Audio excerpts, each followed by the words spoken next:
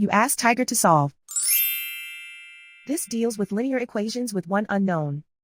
The final result is b equals -3. Let's solve it step by step. Simplify the expression. Expand the parentheses.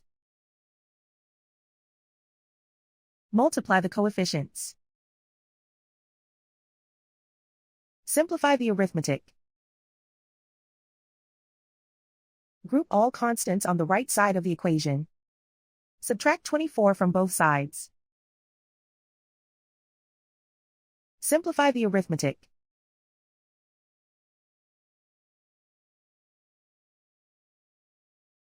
Isolate the b. Divide both sides by -40. Cancel out the negatives. Simplify the fraction. Move the negative sign from the denominator to the numerator. Find the greatest common factor of the numerator and denominator. Factor out and cancel the greatest common factor.